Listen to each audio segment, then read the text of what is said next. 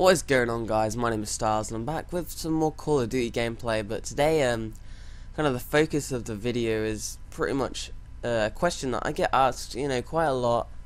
I don't want to sound kind of cocky when I say this, but a question I get asked a lot is, how do I improve my Call of Duty, my skills in Call of Duty? How do I become a better player overall? And that's a very hard question to answer, because all depends on you. Personally, me, I've been playing Call of Duty since back at the start of World at War, and I've pretty much been a dedicated player since then, playing most days for quite a fair bit. So I'd say that my kind of skills of the game kind of grew over time, because when I first started I was a 0.8 KD player, and now I'm 3.5 KD player, and that sort of range, and it kind of just comes with time, and that was with me. But there are ways that certain tips that I've gathered over my experiences with this game that could help you, and also because Modern Warfare 3 is going to be like a clean slate for people. You get a fresh new KD, people are going to want to improve it, and that also your win-loss. I mean, people disregard win-loss, but win-loss is way more important to me than my KD. And I think that people should be more concerned with their win-loss than KD. I made a stupid move there, but luckily that guy was bad.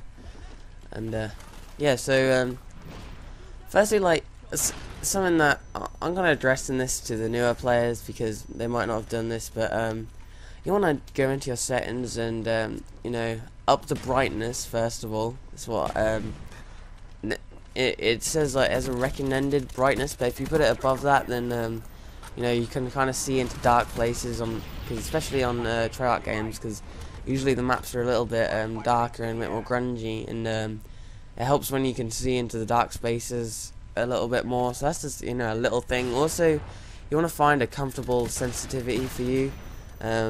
You might be the one you're on now. If you're a sniper, you might want to choose a higher sensitivity, but that's not really a successful game style. I don't know why I'm running in the spawn right here. I don't know what I was doing. I think we were trying to do something, but anyway, probably a lower sensitivity is probably going to be more effective for you. Personally, I play on 6, simply because I like to snipe in the older games, and it's easy just to go between 6, and I can put it up on the older games. But I've heard it's a lot easier if you plan a lower sensitivity to use like an M16 or something like that. You've got a lot more accuracy, and once you're used to a comfortable sensitivity, that you'll find that improved a lot. You definitely want to have it up from the default medium, because that you can't really turn on people very well with that. So I definitely go into a private match or just in ranked games, try and find a good sensitivity for you. I mean, altogether, again, it's just personal preference. And another thing that I'd definitely do is change from your button layout from default to tactical. And the only change this does is it swaps the melee button and the crouch and prone button around, so you then have more accessibility with your crouch and prone. And I know some of you are thinking, well, wait, that's harder to knife people, and I can tell you this is a lot more helpful. Knifing, it feels like it comes into play a lot less than what I like to call drop shotting. And people think of drop shotting as a negative thing, but really it's just it's a skill more than anything. Whereas panic knifing, which you do on default, is where you get scared and press in the stick, and then you get one easy kill. But drop shotting can be used a lot more, and it's basically, if you come into one-to-one gunfight, if I run into a guy looking at me, and he's firing his gun at the same time as I'm firing my gun at him, if I then go prone, I'm still looking at his body, but he might not be looking at mine because I'm going prone, and that can win you a lot of gunfights. Won me a lot of gunfights. You'll find a lot of the YouTube commentators and just generally the better Call of Duty players play on higher sensitivity. Play on that button layout just because of drop shotting. That's another thing I'd change. It takes a while to get used to at first, but trust me, you'll benefit a lot from it, and it will help you out big time. another thing is sprinting. Now, you know, sprinting, you want to get from A to B really fast, obviously. I mean, you have a set place where you want to be, where the enemies are, you know, and there's a lot of sprinting. But one thing that I don't stress enough is that, and I sometimes do this, and I try to make myself not do it, is sprinting around corners. It's not so bad when you're in, you know there's no enemies around, but you know, sprinting around corners is really, like right now I'll be okay, but sprinting around corners when you're in sort of enemy territory, like around their C flag maybe, is really silly, because if you're sprinting, then you're a lot more vulnerable if you run into an enemy while sprinting. You don't have to stop sprinting, pull your gun, you know, aim down sight maybe, and you're probably going to get picked off a lot easier. So if you just, you know, take the time, try not to run around too much in buildings, and try not to run around corners.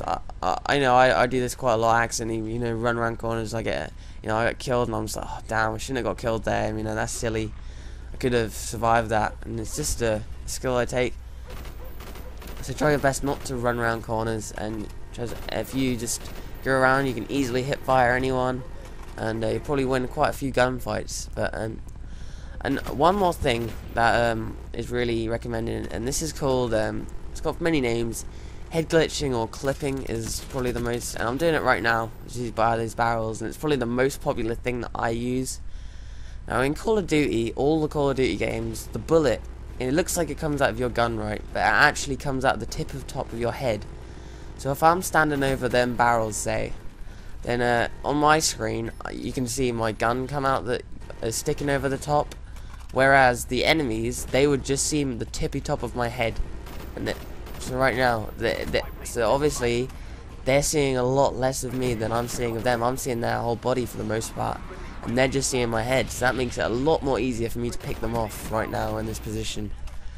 So that's another thing that I would recommend you do. I mean, just look for this sort of height cover, and you want to get behind it, and you'll have such an advantage over these what I like to call baby buffaloes over there in the background, you know, sort of running around trying to get out, but really kind of dominating them in this situation. And on this map, jungle, I guess this is you should always have someone here if they're spawning at sea. You always want someone here defending this bridge, and this is a fantastic spot.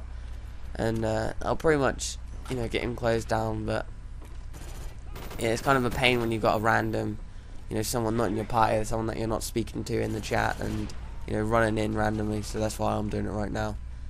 This is also a, you know, a fairly good spot if you want to pick people off on the C flag. You know, jungle is a very easy map to dominate with a, you know, a team. It's also very hard to get the B flag if you're not playing with a team. So you know, it's kind of difficult. There's a blackbird, baby. There's a blackbird. You know, I just go to town using random guns I pick up. This isn't my gun. I think I'm using an M16 in this situation, but I just pick up, you know, any random gun and just start going to town with it. And right here, you know, it may look like I'm getting a lot of kills, but really it was just, you know, the blackbird helping me out that I got. So you know, that's just you know, quite a high score gameplay. I hope you guys enjoyed. I hope you guys learned something from this. Be sure to like the video and comment, you know, leave me some feedback, tell me what I did right, tell me if you learnt anything, and I'll see you guys in the next commentary. Peace.